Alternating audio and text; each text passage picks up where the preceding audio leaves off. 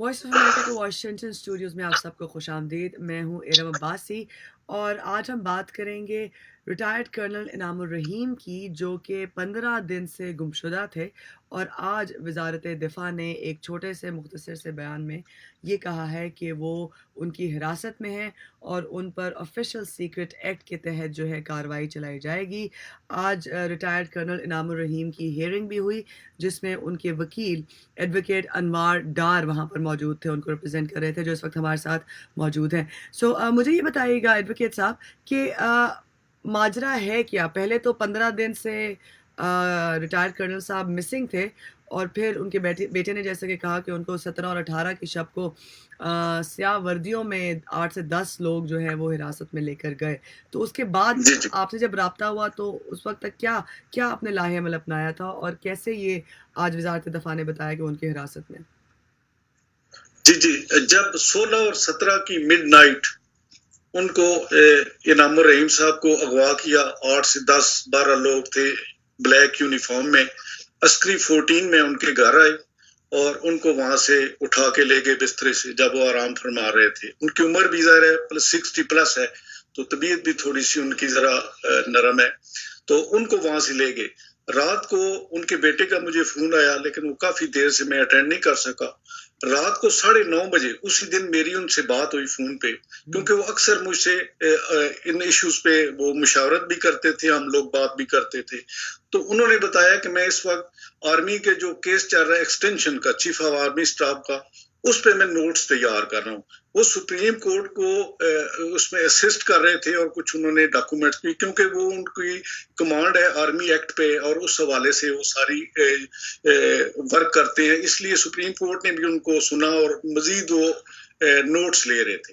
तो उसके बाद वो हमने कहा कि ठीक आप ले लें, आप बाद में बात करें। तो फिर सुबह से मुझे दोबारा उनके बेटे का फोन आया कि इस तरह से लोग उनको ले, फिर हमने काफी जद्दोजहद की बार के लेवल पे और एक और रपट पुलिस में दर्ज सॉरी, कर। ये भी जी बताइएगा कि क्योंकि उनके बेटे का मैं बयान पढ़ी थी और मेरी खुद भी उनसे भी थोड़ी देर पहले बात हुई, तो उन्होंने ये कहा जी कि उन्हें बंदूक की जोर पे लेकर गए, ये जो स्याह वर्दियों में लोग मलबूस थे। जाहिर है वो जब यूनिफॉर्म में थे, उनके पास असला था, पकड़ा, उनको घसीट के ले गए।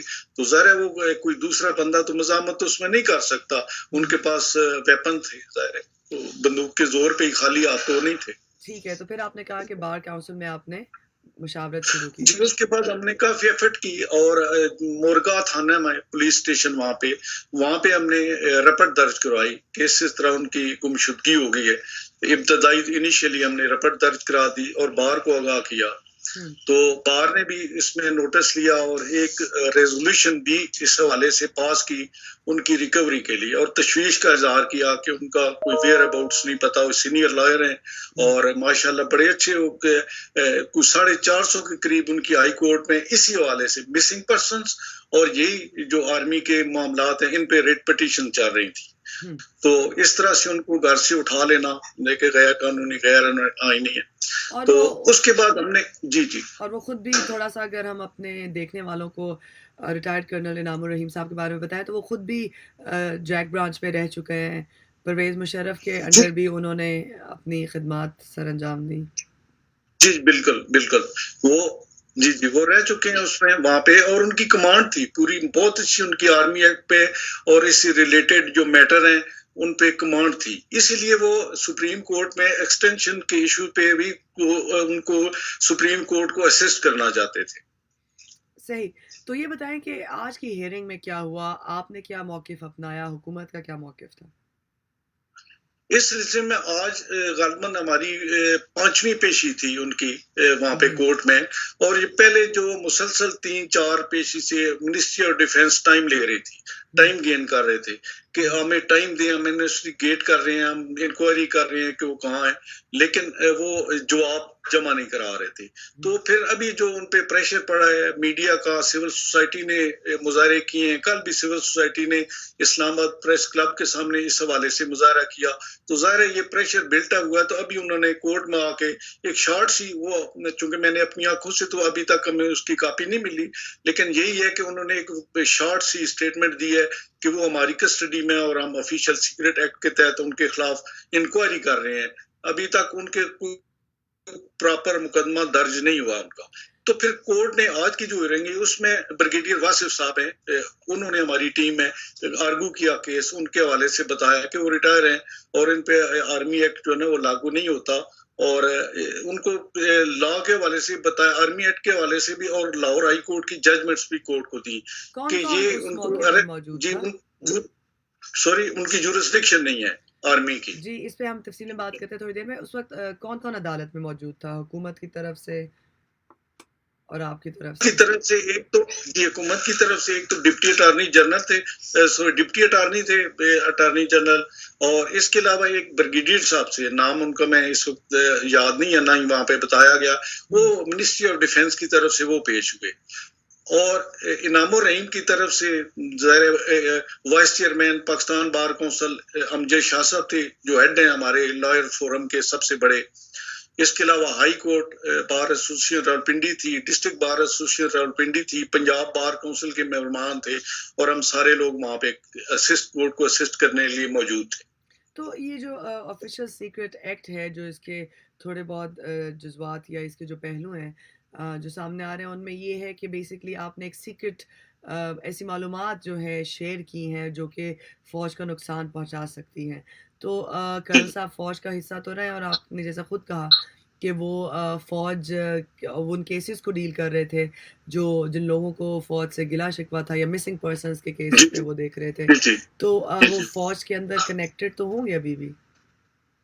देखिए वो इंतहाई रिस्पॉन्सिबल आदमी थे, इंतहाई जिम्मेदार आदमी, और मैं समझता हूँ जो उनको यूनिफॉर्म में अगवा करके ले गए, किडनैप करके ले गए, उनसे ज्यादा वो फौज के भी वफादार हैं और पाकिस्तान के भी वफादार हैं।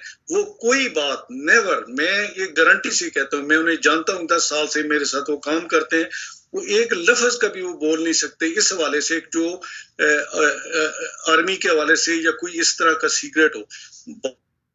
जब भी वो इलीगलिटी देखते थे तो वो कोर्ट में पिटीशन लेके जाते थे। अब वो कोई ओपन चीज है, वो कोई सीक्रेट बात नहीं है, अगर किसी ने कोई ऑब्जेक्शन है कोर्ट में आके कर सकता है, लेकिन जी इम्पॉसिबल है कि कोई ऐसा सीक्रेट आर्मी का जिससे आर्मी को नुकसान पहुंचे, वो इस नेचर के आदमी नहीं थे।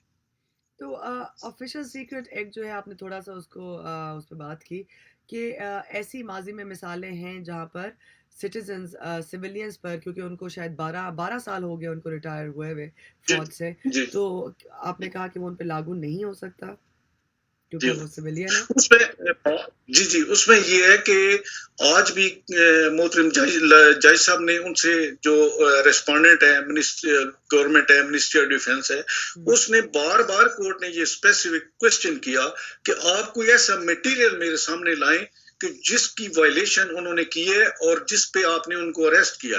रिपीटेडली डिप्टी अटॉर्नी जनरल से भी क्वेश्चन किया, और स्पेसिफिकली ब्रिगेडियर जो वहां पे मौजूद थे, मिनिस्ट्री ऑफ डिफेंस की नुमाइंदगी कर रहे थे, उनसे भी क्वेश्चन किया, लेकिन उनके पास इस सवाल का कोई जवाब नहीं था। इसीलिए सुबह उन्होंने वो नाराज हुए जज साहब कि आप बगैर तैयारी के और बगैर किसी मटेरियल के आ गए हैं। आप सुबह एडिशनल अटॉर्नी जनरल को यहाँ पे कोर्ट में लेके आए ताकि वो कोर्ट को असेस करें कि आपके पास क्या मटेरियल है, आपके पास उनके इनाम साहब के पास क्या मटेरियल है कि उन्होंने किस चीज की वायलेशन की है, और अपने ग्राउंड्स क्या है आपके उनकी डिटेंशन के। तो इससे पहले भी रिटायर्ड कर्नल इनामुर रहीम पर किसी सड़क पर कुछ नामालूम अफराद ने हमला किया था? हाँ, दरअसल मैं आपको बताऊं कि ये 2012 में मेरी रेजोल्यूशन थी उस वक्त के sitting chief of army staff general Ishfaq Parvez Kayani के खिलाफ, जिसपे बहुत वावेला मचा, और उनका शायद ये ख्याल था कि शायद इन्होंने फीड की हो। तो वो मेरी जो है ना मेरी ही सोच थी और मेरे ही वो अल्फाज थे। तो इस शक की बुनियाद पे उन्होंने गए हुए थे वो अपने आबाई गांव सरगोदा में, और जब वो वापस आ रहे थे तो इतने सादा कपड़ों में कुछ लोगों ने उनको तशद्दुद किया, मारा पीटा, उनके नाक की हड्डी टूट गई और उनके कपड़े खून से लथपथ हो गए, और वो उनको उन पे तशद्दुद किया था इस हवाले से, इस शुबे की बुनियाद पे कि शायद ये रेजोल्यूशन जो है ना इनाम साहब के हवाले से, लेकिन उनका उससे कतन कोई ताल्लुक नहीं था। और अब आगे का आपका क्या लाहेअमल होगा? अब सुबह कोर्ट क्या ऑर्डर करती है और वो क्या मटेरियल पेश करते हैं, تو اگر تو انہوں نے کچھ مٹیریل پیش کیا، اگر انہوں نے ان کو حراست میں رکھا تو پھر ہم ایک سیپریٹ ریٹ پٹیشن بھی فائل کرتے ہیں. ظاہر ہے ہم لائرز ہیں، ہم رول آف لا کی بات کرتے ہیں تو ہم تو کورٹ میں ہی جائیں گے اس حوالے سے. تو ہم اس کے علاوہ اگر تو وہ ان کے پاس کوئی مٹیریل نہ ہوا، کورٹ کو سیٹسفائی نہ کر سکے تو ان کی ریلیز کا بھی آرڈر کورٹ کر سکتی ہے. اور اگر انہوں نے ریٹین کیا تو پھر ہم دوبارہ ریٹ میں جو ہے نا وہ اس ریٹ پٹیشن میں آئیں گے کہ ان کو کیسے آپ نے اریسٹ کر لیا. آپ نے ایک تاثر یہ بھی دیا کہ یہ کیونکہ آپ نے کہا کہ وہ وطن سے پیار کرتے ہیں اور فوج سے پیار کرتے ہیں، تو جی جی اتنے عرصے سے وہ وہاں پر راولپنڈی میں 12 سال سے لا پریکٹس کر رہے ہیں، تو جی جی جی ان پہ اس کے علاوہ کوئی مقدمات چلائے گئے؟ یہ جو آپ نے تشدد کی بات کی ہے، اس کے علاوہ کبھی حکومت نے یا ان کے خلاف کسی بھی دور حکومت میں مقدمے چلے؟ نہیں، ان کو کوئی کیس نہیں چلا. ایک دفعہ ان کی گاڑی جو ہے نا اس کو جلایا گیا تھا، اس کو آگ لگائی گئی تھی. اس کے علاوہ ان پہ کسی قسم کا مقدمہ جو ہے نا وہ کبھی بھی نہیں درج ہوا. صحیح. اور کیونکہ آپ ان کو جانتے ہیں تو تھوڑا سا ہمیں بتائیے گا کہ ان کی فیملی کے بارے میں، کہ کتنے ان کے بچے ہیں، اور آپ ان کے بیٹے سے ڈیل کر رہے ہیں، وہ آپ کے ساتھ ہوتے ہیں عدالت میں؟ جی جی، ان کے بیٹے جو ہے نا وہ بھی اسنین، وہ بھی کورٹ میں آتے ہیں. میری ان سے پہلے کوئی ملاقات نہیں تھی، ابھی ریسنٹلی ملاقات ہوئی ہے. میرے تو ہمارے تعلق صرف نام صاحب تھے اور ان کی مسز ہوتی ہیں. بس وہ سادہ سی زندگی بسر کرتے ہیں اپنا. اسی میں ان کو ایک چیز میں آپ کو آگاہ کرتا ہوں کہ ان کے حکومت کی طرف سے بڑی بڑی آفرز ہوئی. ان کو ہر طرح کے انہوں نے آفر کی کہ آپ ہمارے ساتھ آ جائیں، آپ کو سیلری بھی اچھی ملے گی، فیسلٹی بھی ہر تمام فیسلٹی ملے گی، آپ اس کام کو چھوڑ دیں، یہ ریٹ پٹیشن جو آپ فائل کرتے ہیں. لیکن انہوں نے اس چیز سے انکار کیا. ان کا میں چھوٹی سی میری یہی جو ہے نا میں کافی ہے میرے لیے کہ میں جو غیر قانونی غیر آئینی جو بات ہوتی ہے میں اس کے خلاف کورٹ میں آ جاتا ہوں. تو انہوں نے ریفیوز کیا ان کی آفر کو. ایڈوکیٹ انوار صاحب، ہمارا ساتھ دینے کے لیے بہت بہت شکریہ.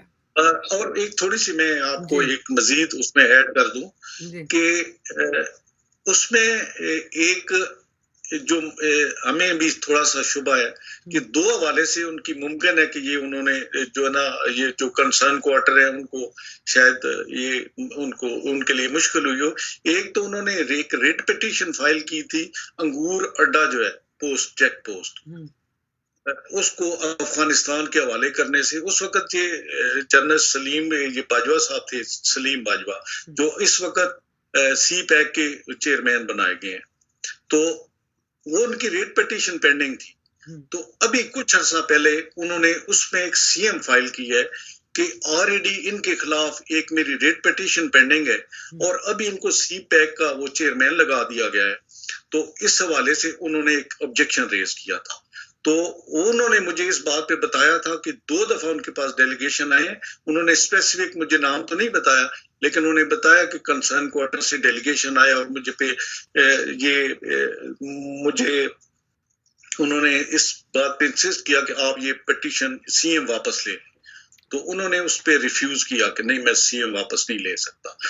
نمبر ایک یہ، اور نمبر 2 ابھی جو recently chief of army staff کی ایکسٹینشن ہے اس پہ بھی یہ کورٹ کو سپریم کورٹ کو اسسٹ کرنے کا ارادہ رکھتے تھے اور وہاں پیش بھی ہوئے تھے. یہ 2 باتیں میری ذہن میں آتی ہیں فوری وجہ ہو سکتی ہے ان کے اٹھائے جانے پہ.